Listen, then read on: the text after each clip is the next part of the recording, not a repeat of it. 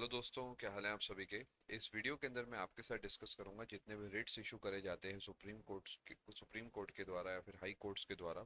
And ये एक ऐसा टॉपिक है जो कि बहुत छोटा टॉपिक है, तो इस वीडियो के अंदर मैं आपको पूरा कवर करा दूंगा, but exam point of view से टॉपिक काफ़ी ज़्यादा इंपॉर्टेंट है। इससे जुड़ी कुछ बेसिक बातें, कुछ डेफिनेशन एसोसिएटेड बातें आपको पता होनी चाहिए। डायरेक्ट सवाल आपको यहाँ से अपने पेपर में देखने को मिल सकते हैं। अगर आप इस चैनल पर नए हैं तो आप चैनल को सब्सक्राइब कर सकते हैं, बेल आइकन को प्रेस कर सकते हैं और आने वाली सभी वीडियोस की नोटिफिकेशन आप तक पहुंच जाएगी।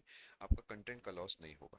देखिए, सबसे पहले रेट्स का इस्तेमाल कौन से आर्टिकल के तहत करा जाता है हमारे संविधान में, या हमारी जो कॉन्स्टिट्यूशनल बॉडीज हैं, ये कुछ भी काम करती हैं तो इन्हें कहीं ना कहीं से उसका अधिकार मिलता है। कोई एक्ट ऐसा होता है जिसके तहत ये वो काम कर सकती है।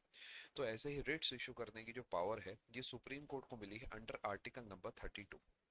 और इसे इशू करने का कॉन्सेप्ट ये है कि अगर किसी के फंडामेंटल राइट्स छीने जाते हैं तो उस केस में सुप्रीम कोर्ट रिट इशू कर सकता है। जो मान लेते हैं एक ऐसी कॉन्स्टिट्यूशन बॉडी या अदरवाइज एक बॉडी है ए, जो कि किसी पर्सन बी के राइट्स को छीनता है या नहीं देता है उसे, तो ए के खिलाफ सुप्रीम कोर्ट या सम केसेस में हाई कोर्ट्स भी ये रिट इशू करके उस काम को पूरा करा सकता है और जो राइट है उसे उस पर्सन बी को दिला सकता है। अब देखिए, जो सुप्रीम कोर्ट है वो रिट्स इशू करता है, लेकिन ये रिट्स जो हैं ये फंडामेंटल राइट से जुड़े रिट्स इशू हो सकते हैं, तभी आर्टिकल नंबर 32 के तहत हो रहे हैं। इसी तरीके जो हाई कोर्ट है ये भी रिट्स इशू करता है, ये करता है आर्टिकल 226 के तहत, लेकिन ये फंडामेंटल राइट्स के साथ साथ लीगल राइट से भी जुड़ा है।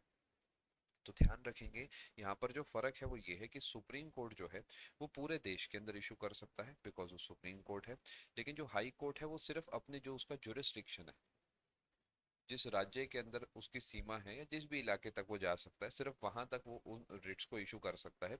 सुप्रीम कोर्ट का कोई पूछेगा तो आर्टिकल 32 ध्यान रखेंगे और फंडामेंटल राइट ध्यान रखेंगे। हाई कोर्ट का कोई पूछेगा तो आप आर्टिकल 226 ध्यान रखेंगे और यहाँ पर लीगल राइट्स मेनली ध्यान रखेंगे और फंडामेंटल राइट्स भी साथ में आप यहाँ पर ध्यान रख सकते हैं। ठीक है। अब आ जाते हैं रिट्स की तरफ। देखिए, 5 तरीके के रिट्स हैं। पहला है habeas corpus.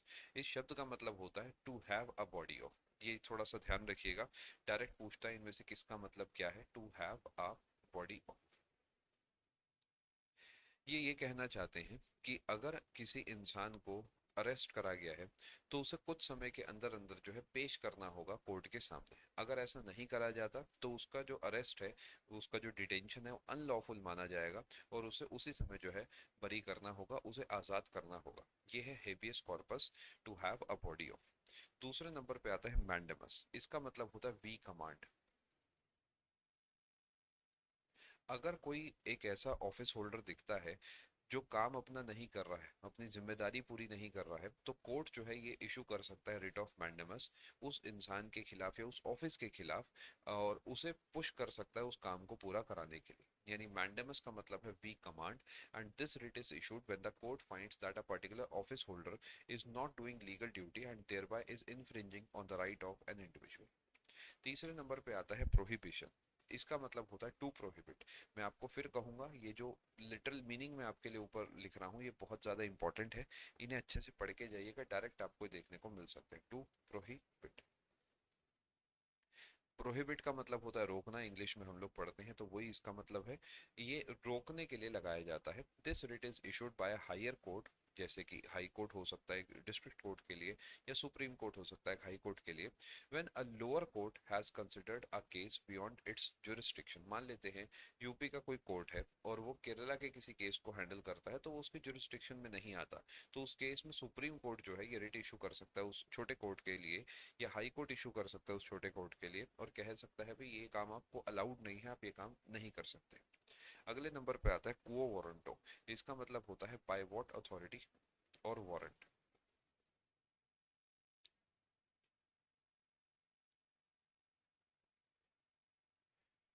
If the court finds that a person is holding office but is not entitled to hold that office, it issues the writ of quo warranto। यानी किस अधिकार से आप उस गद्दी पर बैठे हैं, ये कहना चाहते हैं कि अगर कोई उस गद्दी पर बैठा है जिस गद्दी का उसे हक नहीं है कोई भी, तो उस केस में कोर्ट ये रिट इशू करके उसे कह सकता है, पूछ सकता है कि आप किस अधिकार से उस गद्दी पे बैठे हैं, आपको उससे हटना होगा। आखिरी है सर्शोरारी। इसका मतलब होता है to be certified, to be certified.